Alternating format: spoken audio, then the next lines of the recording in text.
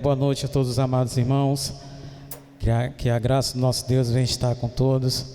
Estamos aqui unidos mais uma vez para mais um culto de louvor e adoração. E já quero convidar todos os amados irmãos, se coloquem de pé. Estaremos orando nesse momento. Você aí na sua casa também pode estar orando. Feche seus olhos e vamos elevar nossas vozes até o nosso Deus. Oremos. Santo Deus, ó Pai, graças te damos, Senhor, por essa oportunidade, Pai, de estar aqui na Tua casa. Que venhamos, Senhor, nesse momento, estar prontos para cultuar a Ti, Pai. Que sejamos, Pai, verdadeiros adoradores, que tenhamos, Senhor, corações abertos, mente aberta, para aprender mais e mais de Ti, Senhor. Ó Pai, obrigado por todos aqueles que aqui chegaram, Senhor, e aqueles que estão nas suas casas, Senhor, acompanhando esse culto online. Que o Senhor possa estar abençoando a cada irmão, Pai. Ó Senhor, nós só temos a Te agradecer, Pai. Nos conduza durante todo o decorrer do culto, em nome do Senhor Jesus Cristo. Amém. Ainda de pé, amados, estaremos louvando ao Senhor. Que você cante e louve ao nosso Pai.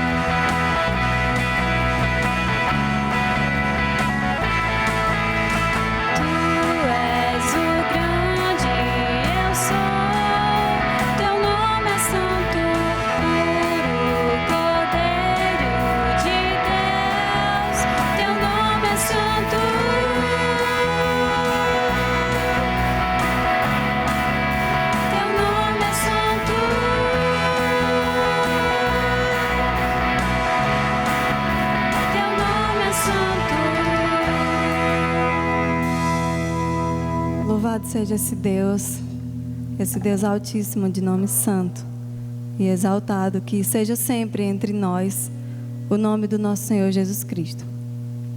Nós vamos cantar mais uma vez, Senhor, eu me rendo aos teus pés, és tudo que eu preciso para viver, eu me lanço aos teus braços, onde eu encontro o meu refúgio. O Senhor é o nosso único refúgio, é a nossa fortaleza, é o nosso socorro bem presente na angústia. E o salmista ainda diz que um choro, ele pode durar uma noite inteira, mas a alegria, ela chegará pela manhã, e nós cremos que nós ainda vamos nos alegrar muito aqui neste lugar, nos alegrar muito na presença do nosso Deus. Nós vamos passar, em nome de Jesus Cristo, por esse momento, e nós nos abraçaremos felizes e alegres de termos passado e estarmos aqui com vida. Senhor, muitas pessoas perderam seus entes queridos, muitas pessoas perderam a sua vida, e nós estamos aqui. Fomos poupados até hoje pelo nosso Deus, e eu acredito que o Senhor ainda continuará conosco todos os nossos dias, porque Ele é a nossa força, Ele é o nosso escudo, e Ele está conosco. E que Ele possa também dar o conforto para os corações daqueles que perderam pessoas tão preciosas, como parentes, familiares. E é esse Deus que nós estamos aqui para celebrar o seu nome, cantar louvores. Ele é o único digno de receber toda a honra, toda a glória, todo o louvor e toda a adoração.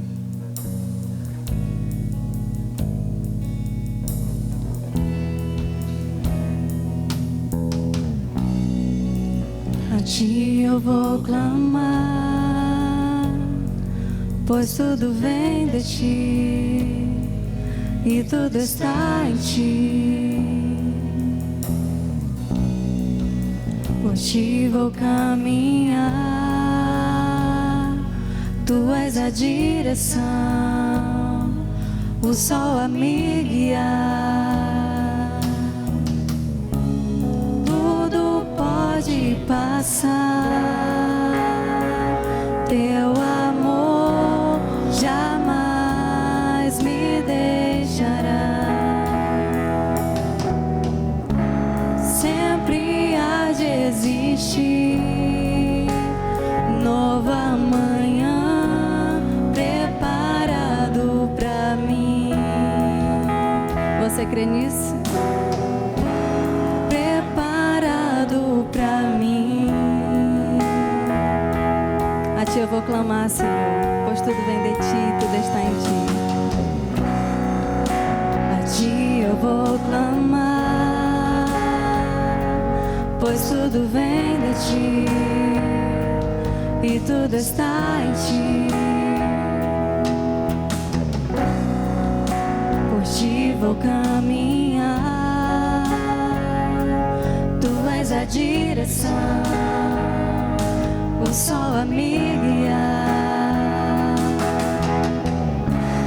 Tudo pode passar, teu amor jamais me deixará. Sempre há de existir nova manhã preparado pra mim.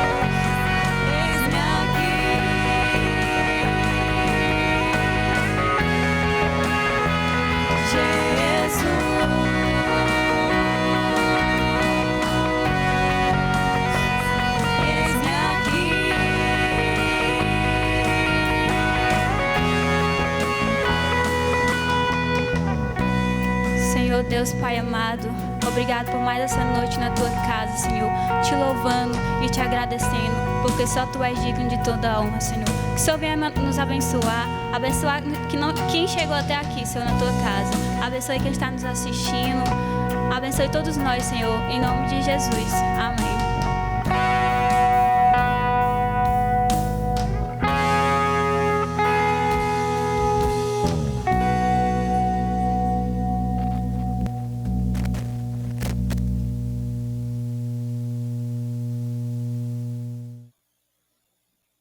Amém, irmãos.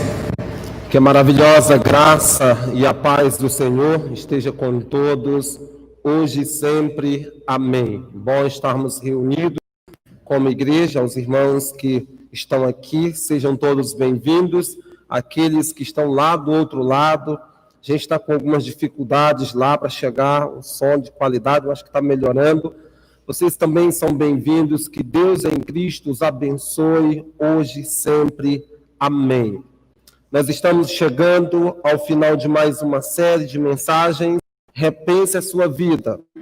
E é com muita responsabilidade que nesta noite eu venho a este lugar para poder transmitir mais uma porção da palavra do Senhor. E você que está aí em casa ou aqui no templo, tem o dever de ouvir, examinando na sua Bíblia, para saber se o que eu estou dizendo aqui bate com o que está aí na Bíblia. Nós bem sabemos que a Bíblia é a nossa regra de fé e prática. Nós devemos provar, com ela nós devemos provar, todos aqueles que venham aqui à frente falar em nome do Senhor. Então esteja acompanhando aí na sua Bíblia, com ela aberta, marcando, riscando, e se tiver alguma dúvida, pode deixar aí, que depois nós responderemos. Daí, como eu estava dizendo, nós já andamos muito no livro de Tiago. Já é a 7ª mensagem. Eu estava olhando, são poucas séries que foram tão grandes assim. Eu lembro que teve 2 ou 3 séries que tiveram 8 mensagens. Essa série tem 7 mensagens e eu não escolhi que tivesse 7, fomos trabalhando e à medida que a gente andava, sempre dava de colocar mais algo e terminamos com 7 mensagens.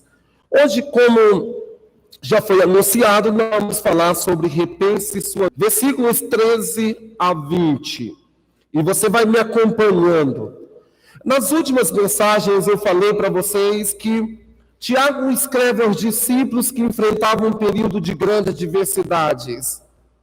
Por isso, Tiago é simples, é objetivo, é claro. E ele está disposto a desafiar aqueles discípulos a se manterem firmes e perseverantes diante das lutas e das dificuldades. O desafio de Tiago é que, mesmo em meio às dificuldades, eles precisam manter-se firmes. E nós? Qual é o nosso desafio hoje? O nosso desafio é que diante a caminhada cristã sempre leva em consideração uma coisa: a comunidade. Sempre leva em consideração o fato de que nós vivemos em comunidade e nós precisamos da comunidade. Nós precisamos da reunião que se chama igreja. Mas logo a gente descobre também que existe aqueles que no meio desse caminho, no meio da caminhada cristã, eles decidem deixar a comunidade, eles decidem deixar a igreja. Alguns alegam que não precisam da igreja. E dizem, eu sou a igreja.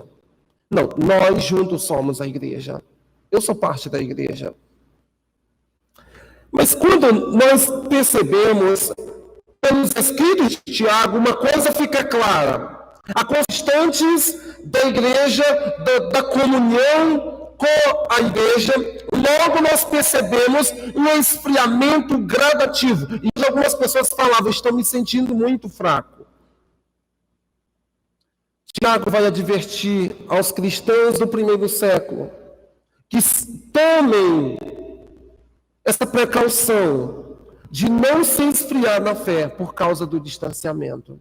Agora veja só, quando a gente volta lá no século XVI, São João da Cruz, um monge daquela época, ele diz o seguinte: a alma virtuosa que está só é como a brasa que está só, em vez de aquentar, ela torna-se cada vez mais fria.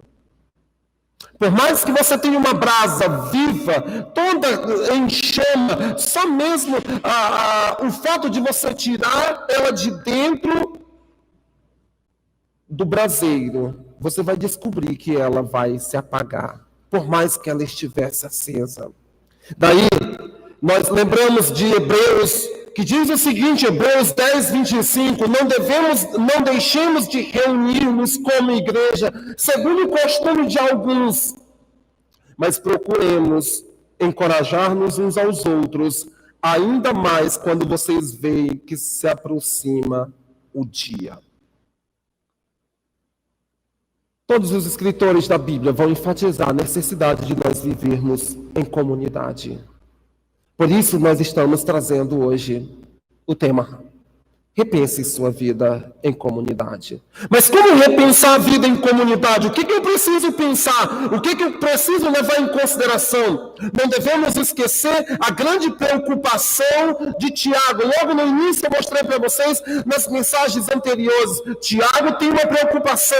E a preocupação é que relacionamentos, as nossas palavras, as nossas conversações não estraguem a comunhão da igreja. Não impeça que a igreja ande. E a primeira coisa que nós precisamos fazer para repensar a nossa vida em comunidade, Tiago diz, exercite a empatia. Talvez você já saiba o que é antipatia pelo simples antônimo da palavra. E Tiago diz o seguinte: entre vocês há alguém que está sofrendo, que ele ore. Há alguém que se sente feliz, que cante louvores. Há entre vocês há alguém que está doente. Ele continua dizendo: chame os presbíteros, ore e unja. Tiago está dizendo: não se esqueça de exercer a empatia. Se existe entre vocês alguém chorando, vocês devem, se alguém sofrendo, vocês devem orar por ele. Que ele ore. Alguém feliz, que ele cante louvores. É engraçado que quando nós olhamos Paulo diz o seguinte, Romanos 12, 15, alegrem-se com os que se alegram e chorem com os que choram. É bem mais fácil nós chorar com aqueles que choram. É bem fácil que quando nós vamos a um velório, a gente tem que se colocar no lugar do outro. E nós temos essa facilidade, às vezes, um momento de dor, nós derramamos lágrimas. Mas será que nós temos a mesma empatia de nos alegrar com os outros? Quantos de nós ficaremos felizes simplesmente pelo fato de alguém chegar aqui e ter um momento e dizer que em meio à pandemia ele conseguiu ampliar os seus negócios, que em meio à pandemia ele conseguiu construir uma casa. Muitos talvez ficariam: mas Deus é tão cruel comigo, ele só me dá coisas ruins. Nós teríamos dificuldade de ver alguém se alegrar. Tiago está nos exortando a ser empático. Se alguém está sorrindo, cante louvores com ele. Cantar, celebrar é uma das marcas da igreja primitiva. Se tem um povo que revolucionou o mundo com a música, foram os cristãos. A igreja primitiva era uma igreja que cantava várias recomendações para cantar. Agora veja só. Esse escritor Putinier diz o seguinte: existem duas coisas que não podemos fazer sozinhos. Uma, casar, e a outra, ser cristão. Não dá para ser cristão sozinho. Da mesma forma que não dá para casar-se sozinho, Se você quer ser um cristão, não arrisque fazer sozinho. Você não vai conseguir. Da mesma forma que não é possível casar-se sem que arrume alguém. Exerça a empatia. Quando nós olhamos também o escritor de Eclesiastes, ele diz o seguinte, Eclesiastes 4, 9 a 10, é melhor ter companhia do que estar sozinho. Se um cair, o amigo pode ajudá-lo a levantar-se. Mas pobre do homem que cai e não tem quem o ajude a levantar-se. Perceba que precisamos repensar esse cristianismo solitário, que eu não preciso prestar conta para ninguém, que eu não preciso me preocupar com a comunidade, com a comunhão dos outros. Está alguém sozinho? Está alguém precisando de ajuda? Quando você tem um amigo, é bem melhor. O escritor de Hebreus, aliás, o escritor de Eclesiastes, faz um convite para que eu ande acompanhado, porque sozinho se torna bem mais difícil. Agora, olhe só, a outra coisa que Tiago nos convida para fazer é praticar a oração. E tem um grande escritor, John Piper, que ele diz que precisa três maneiras, aliás, ele mostra três maneiras que Tiago nos convida para exercitar a oração. E a primeira coisa que ele mostra é a oração por nós mesmos. A primeira maneira que nós descobrimos nesse texto é que devemos orar por nós mesmos. Entre vocês há alguém que está sofrendo? O que esse sofrer? Esse sofrer é a mesma palavra que ele utiliza para a diversidade dos profetas. Os profetas sofreram adversidades. Por que eles sofreram? Por causa deles pregarem a palavra do Senhor. Porque eles falavam em nome do Senhor. O que ele deve fazer? Que ele ore.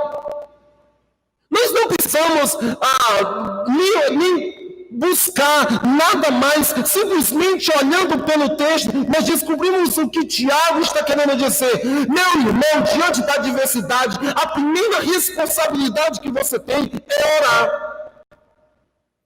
Muitas vezes nós deixamos a oração por último. Depois que todas as possibilidades fracassaram, depois que não há mais nada a se fazer, depois que você não tem mais onde buscar socorro, aí você busca socorro no Senhor. Tiago diz, a responsabilidade de oração é sua. Às vezes nós achamos que o pastor tem uma fila exclusiva até Deus, que você está numa fila bem grande, como num banco, e você passa, como também no banco, você pega o seu pedido e passa para alguém que está numa fila menor, como se o pastor tivesse uma fila de prioridades. Tiago diz, antes de você recorrer, qualquer que seja a pessoa, você está sofrendo, você está passando por adversidade, você deve orar. E ele diz, Elias era um homem como nós, e orou fervorosamente. Tiago aponta para algo bem conhecido do povo daquela época, os feitos dos profetas do Antigo Testamento.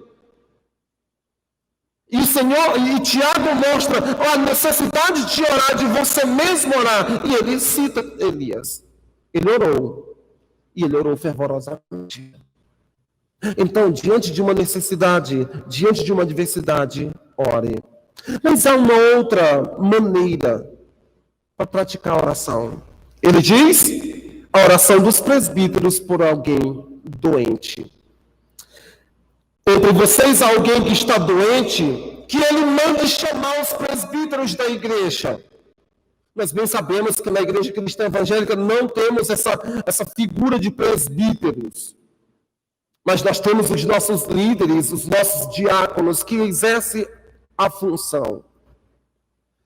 Agora, não sei se vocês perceberam uma coisa. Está alguém doente que ele manda chamar. Presbíteros, líderes da igreja. Não é responsabilidade da liderança estar tentando descobrir quem está doente, quem está precisando de ajuda. Muitas vezes nós líderes somos pressionados. Ele esteve comigo quando eu estava doente. Tiago diz o seguinte: se você está doente, mande chamar a igreja. Se você não tem condição de estar inserido no meio da igreja, na comunhão da igreja, por adversidade, por doença, você deve chamar a igreja. Ninguém fez nada por mim. Estava doente, ninguém fez nada, ninguém orou. Tiago coloca essa responsabilidade para cada um. Não espere que alguém vá até você. Mande chamar a liderança da igreja. Perceba que é uma pessoa que sente a necessidade da comunhão da igreja, sente a necessidade de estar junto com a igreja, ao ponto de que, mesmo em enfermidade, sendo impedido de estar na igreja, ele manda chamar a igreja representada pelos seus líderes para estar lá orando. Como é que você age diante de uma dificuldade tipo doença? Agora veja a parte mais difícil do versículo. Para que estes orem sobre ele e unja com óleo em nome do Senhor. Eu destaquei esse unja com óleo, porque ungir com óleo, apesar de aparecer poucas vezes na Bíblia, no Novo Testamento, como mandamento para que se faça, e isso é uma das causas que dividiu muitas igrejas. Ungir com óleo, durante a história da igreja, foi motivo de divisões e mais divisões da igreja. Por isso, eu destaquei. Mas, antes da gente entrar na questão da unção com óleo, Tiago diz: a oração feita com fé curará o doente, e o Senhor levantará. Se houver cometido o pecado, ele será perdoado. Perceba que a ênfase da unção com óleo é colocado na oração com fé, tirado da unção com óleo e colocado na oração com fé. Mas talvez você não entendeu essa questão de ungir com óleo, e aí eu quero trazer para você repensar também a unção com óleo.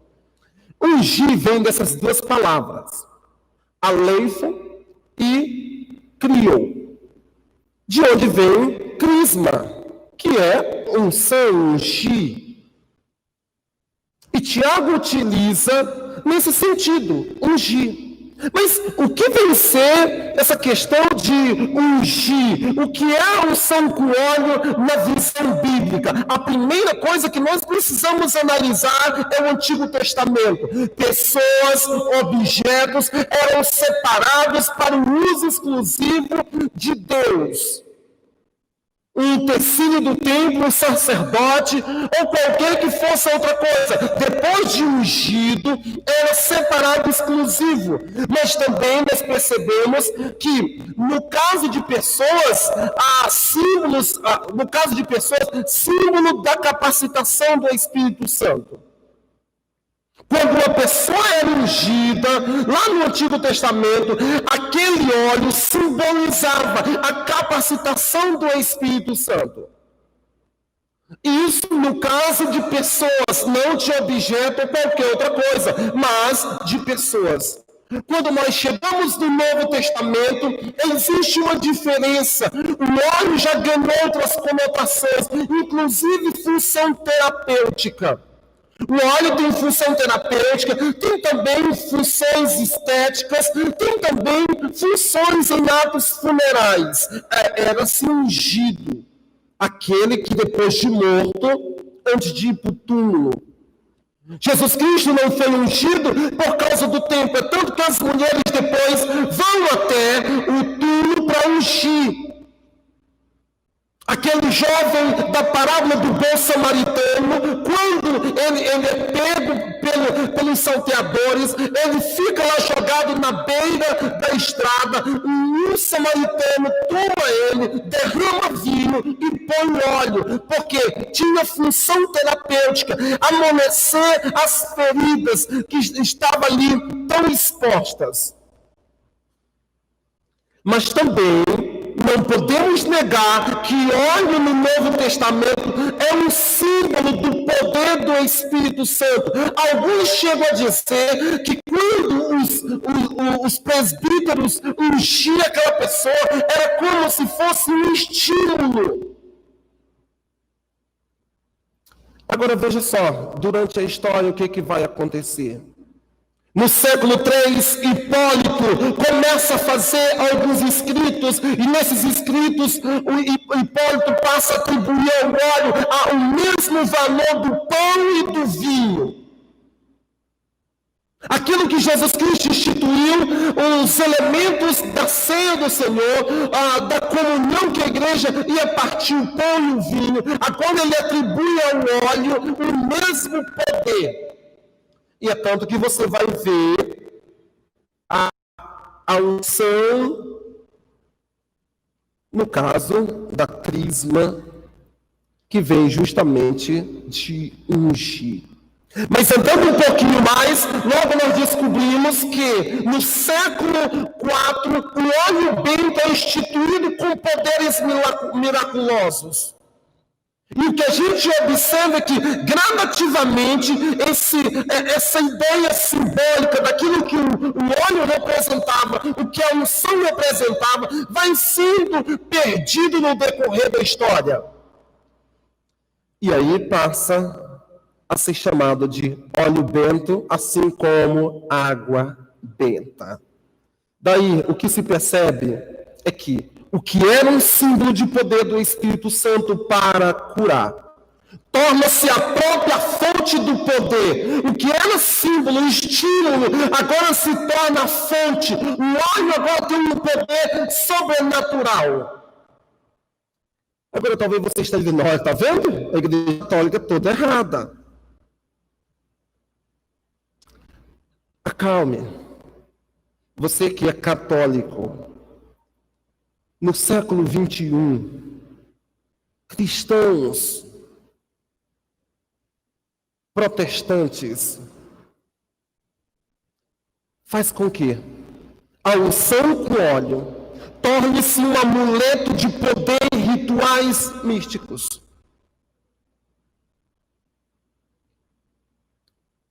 Por quê? Bem antes, o que era símbolo de poder do Espírito Santo para curar, torna-se meio de redenção da alma. Ainda lá atrás,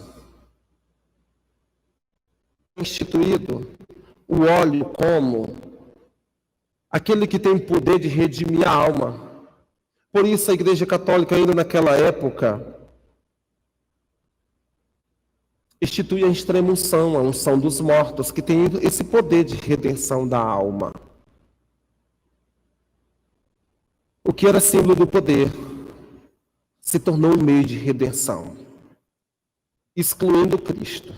Na hora da morte, faz-se extrema-unção com óleo, que é o último dos sacramentos, e a pessoa agora, ela é redimida.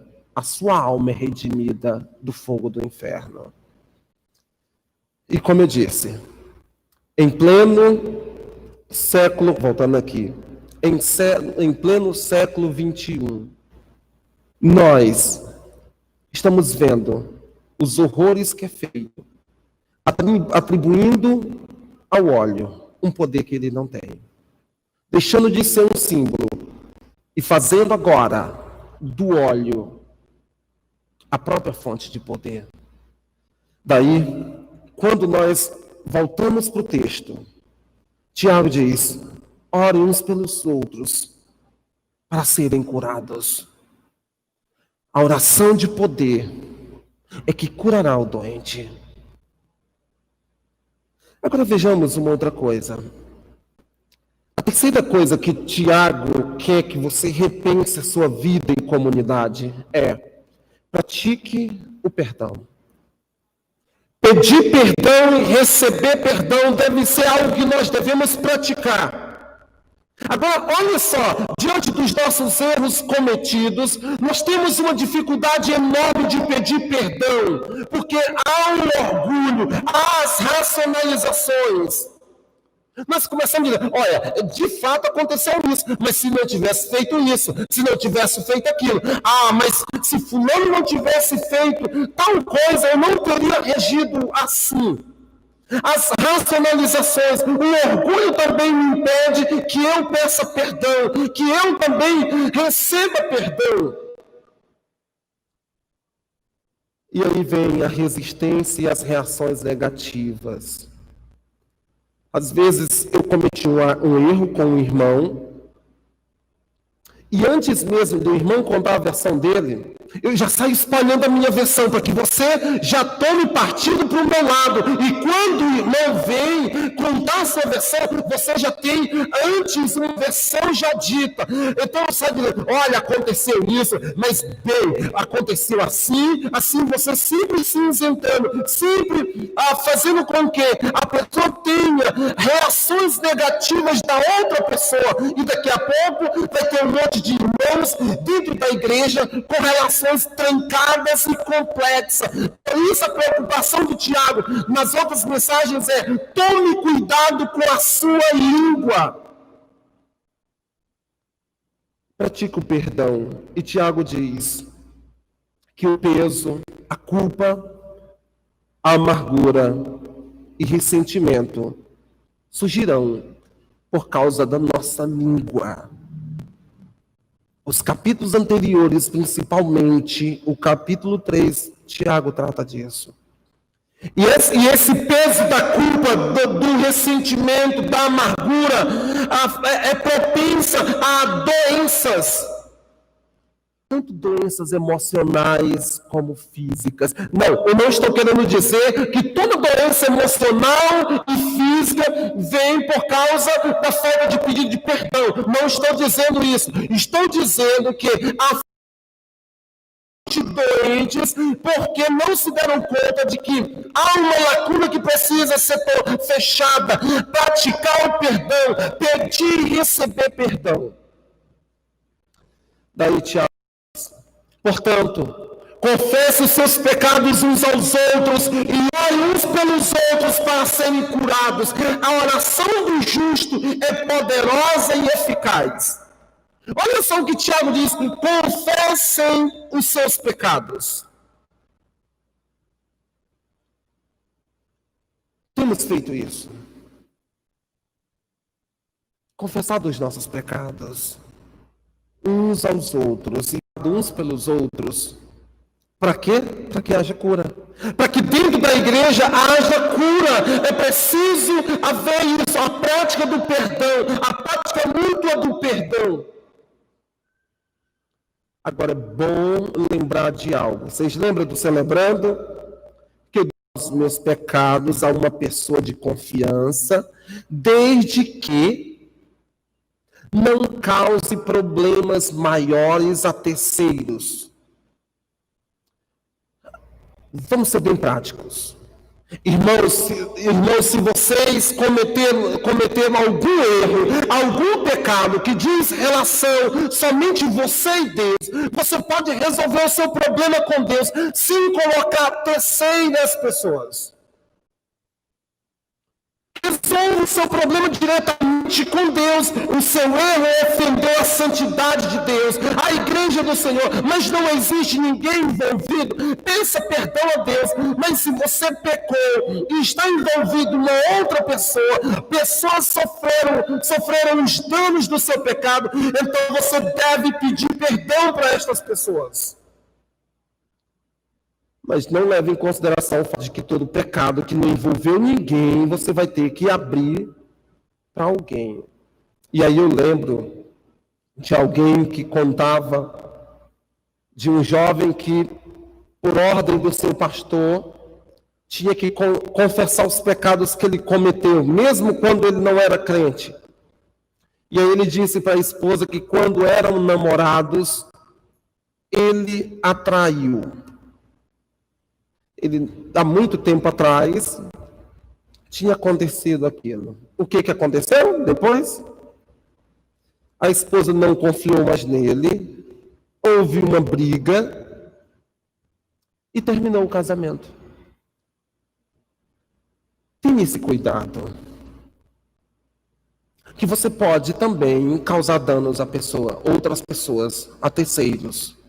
Então, se você pode resolver o seu pecado com Deus, ou se foi uma coisa lá no seu tempo da ignorância, resolva com Deus isso.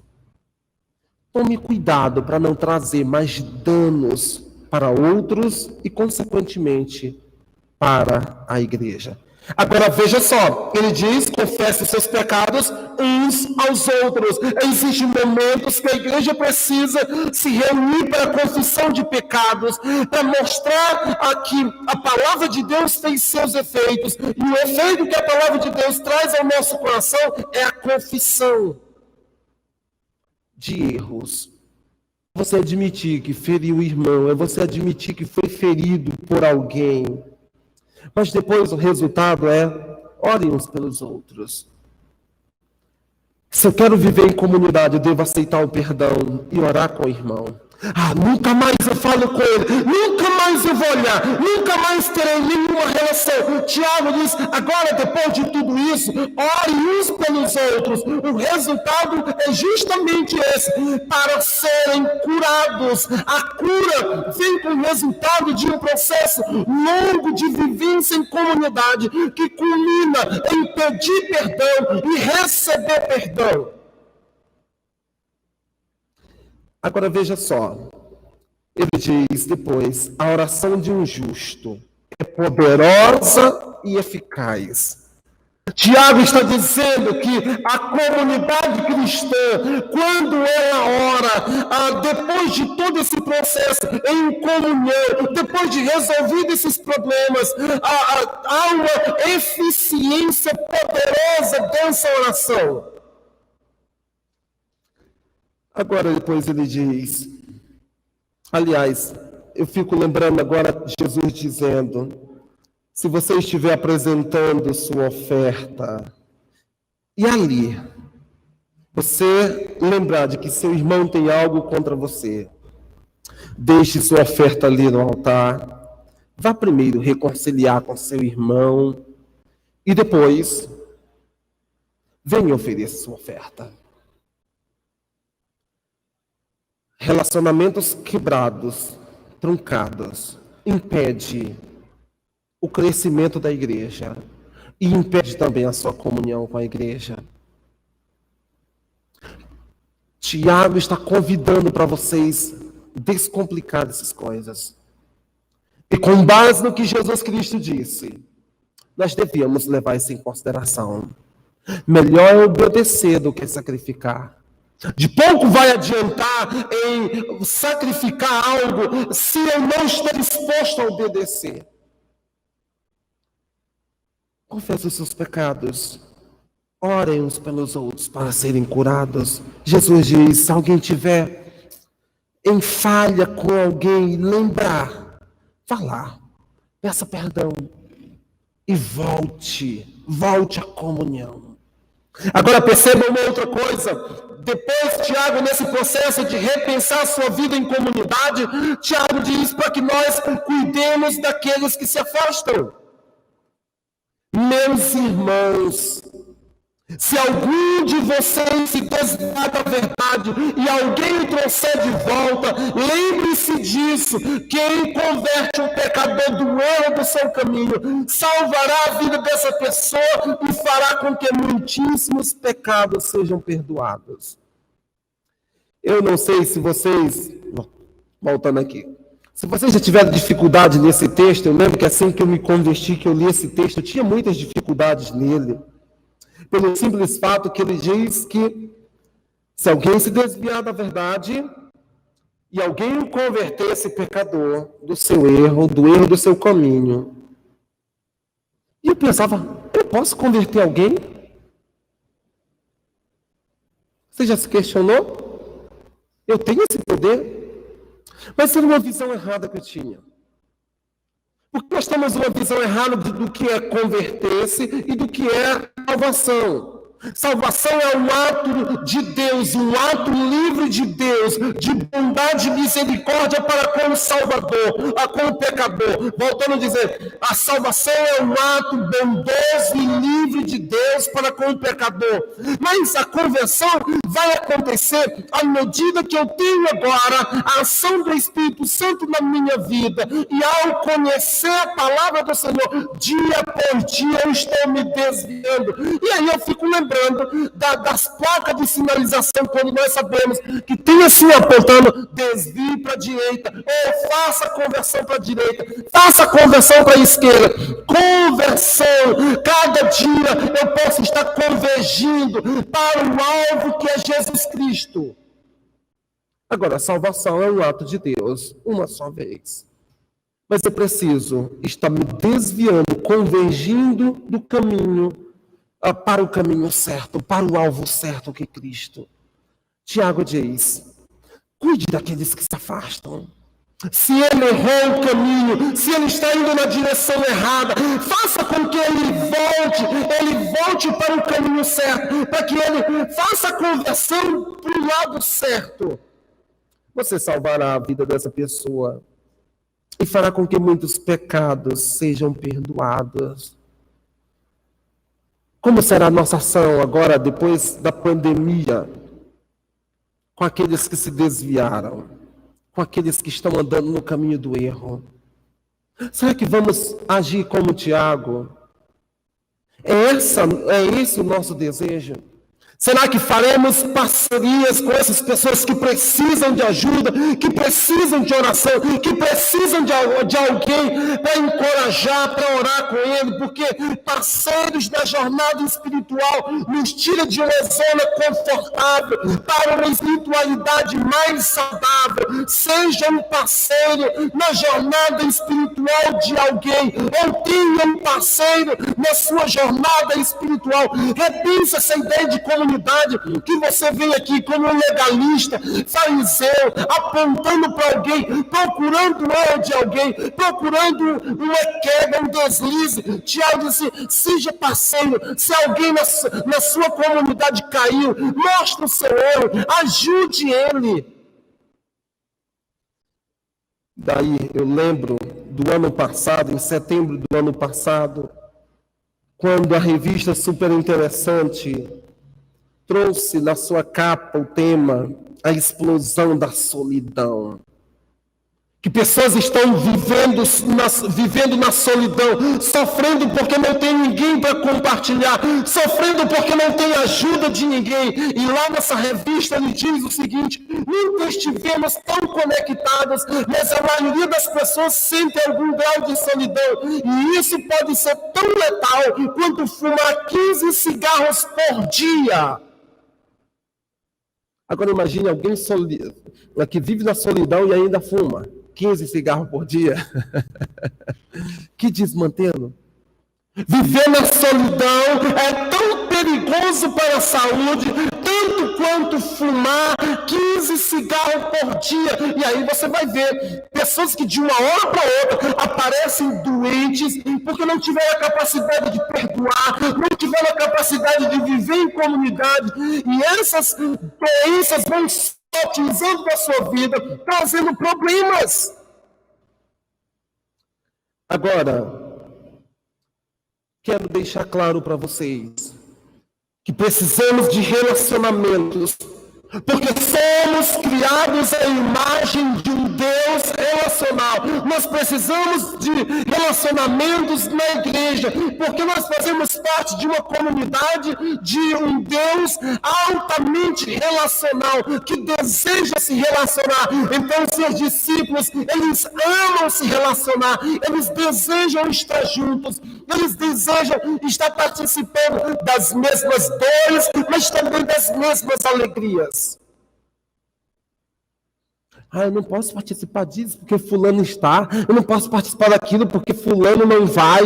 E nós negociamos algo tão primordial para a saúde da igreja.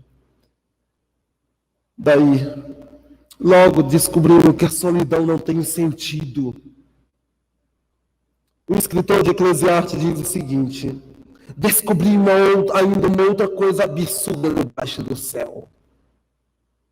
Que coisa absurda foi essa que o escritor de Eclesiastes descobriu? Um homem totalmente solitário. Para o escritor de Eclesiastes é o quê? Um absurdo. Tiago poderia também ter dito: é um absurdo um crente viver solitário, um crente não está inserido no seio da igreja, um crente não está vivenciando os benefícios práticos da união da igreja. É um absurdo. E ele diz: ele não tinha filho, nem irmão. E engraçado é que o texto continua. Dê uma olhada, faça um exercício em Eclesiastes 4, quando chegar em casa, diz: ele trabalha, mas ele não se diverte. Eu vou deixar um exercício para você fazer em casa. Mas o texto é bem interessante. É uma pessoa que vive sozinho e sofre. E no final, o escritor de Eclesiastes deixa o fim daquele homem. Leia lá e descubra qual é o fim de pessoas que vivem sozinhas. Agora, Deus continua usando parcerias profundas para nutrir uma espiritualidade saudável. Deus quer usar a pessoa da sua igreja, parcerias profundas que vão nutrir espiritualidade saudável. Dentro da igreja precisamos de parceiros de prestação de conta, parceiros, mentores, ou você pode simplesmente chamar de amigos. Precisamos de amigos mais chegados do que irmãos. E onde é que nós nos encontramos? Nós encontramos dentro da igreja. Por isso precisamos repensar a igreja. A igreja não está aqui para os meus gostos, para os meus desejos, para os meus caprichos. A igreja está aqui com a finalidade de nos preparar para algo muito maior, o reino da comunhão com Cristo Jesus. Amigos, é o que nós precisamos. Quantos choraram e choram sozinhos? De um amigo. Desenvolva músculos espirituais através de parcerias saudáveis. Mas também precisamos refletir e praticar sobre o que Tiago está querendo nos dizer. A primeira reflexão que nós devemos fazer é: você já olhou ao seu redor hoje? Algumas pessoas estão sofrendo, enquanto outras estão alegres. Qual o seu papel como parte dessa comunidade? É ignorar? Dizer que é besta? Ou ser empático? Quantas vezes eu já tive que sair de um casamento sorrindo, desejando felicidade, tomando e comendo ali, junto com todos que celebram, e saio para um velório onde eu tenho que chorar. Tiago diz: seja empático. Da mesma forma, é ridículo quando nós estamos num lugar onde todos celebram, menos aquele, porque não é capaz de se alegrar com o outro. Você já foi num lugar onde, vamos imaginar uma festa de casamento, todo mundo está celebrando, o noivo está celebrando, mas tem alguém que está ali muito mal, ele não tem a capacidade de celebrar. Da mesma forma, como é ridículo ir num lugar que todos estão chorando, todos estão com as lágrimas no rosto, e existe alguém que faz um esforço tremendo para mostrar que está alegre, para ostentar uma alegria que não existe, não é cabível naquele momento. A igreja precisa saber qual o seu papel em diversos momentos. O momento que nós estamos vivendo hoje, mais de 80 mil mortos no Brasil. Qual o papel da igreja? É chorar, lamentar. A segunda reflexão que nós fazemos hoje. Você crê no poder da oração? Se você quer, você tem feito uso deste poder, de que a oração tem esse poder, e que se você só não conseguir, você pode chamar a igreja, se unir com a igreja e orar juntos.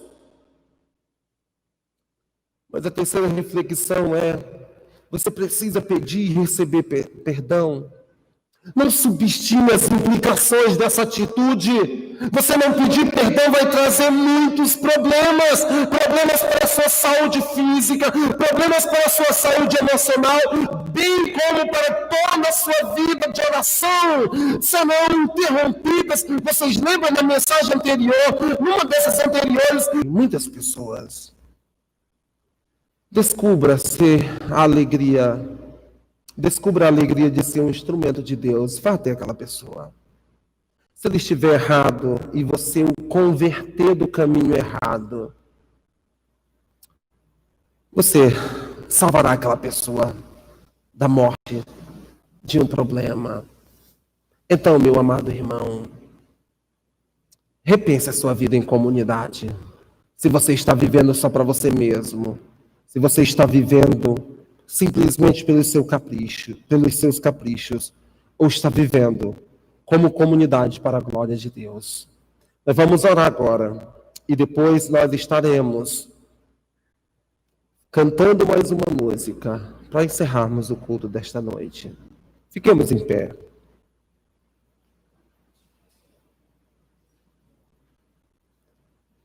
Bendito Deus e maravilhoso Pai, a Tua palavra é muito clara, quando nos ensina a repensar o nosso viver em comunidade, a nossa vida na igreja. Que o Senhor nos ajude a fazer aquilo que Tiago mostra de forma tão clara. Ter empatia para com aqueles que choram ou se alegram. Praticar a oração. Pedir e receber perdão. Ir atrás daqueles que estão lá fora. Senhor, nos ajude para que isso seja uma realidade em nossas vidas. E que a igreja desfrute das bênçãos vindas por meio da comunhão. Em nome de Jesus Cristo nós oramos. Amém. Louvado seja o nome do Senhor. Podem sentar. Não, vamos cantar ainda em pé.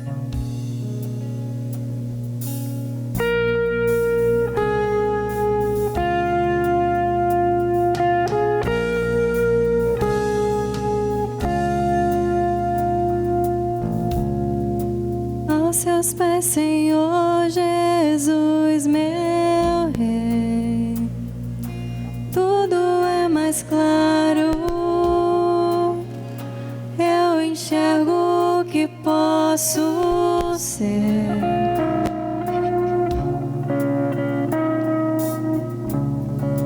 Nunca fugirei do que eu vi. És tudo que eu mais quero.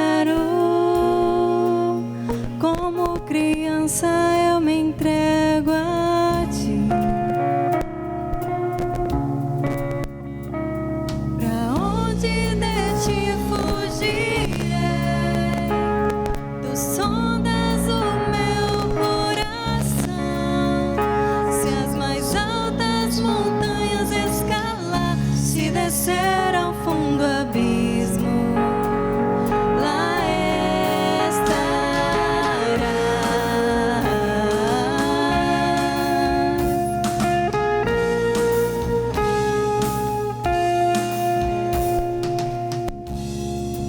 antes deste mundo existir, tu já me conhecias. Te louvarei, pois me fizeste assim.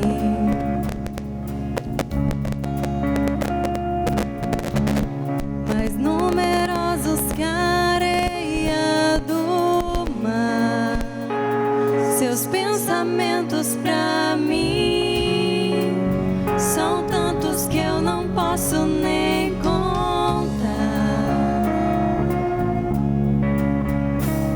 Pra onde de ti fugirei?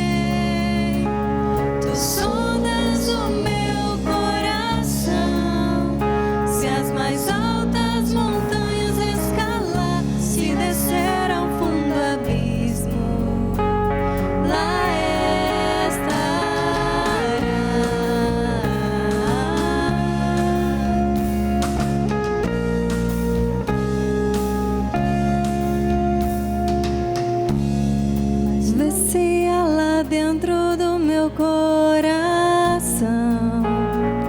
algum caminho mau,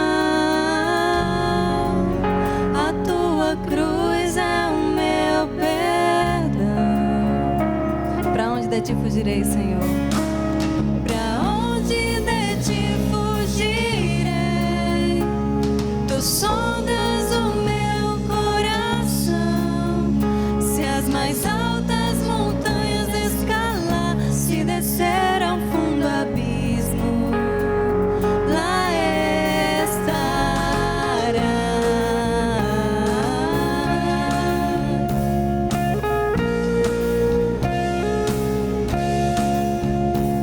Pra onde de ti fugirei? Tu sondas o meu coração. Se as mais altas montanhas escalar, se descer ao fundo abismo, lá estará.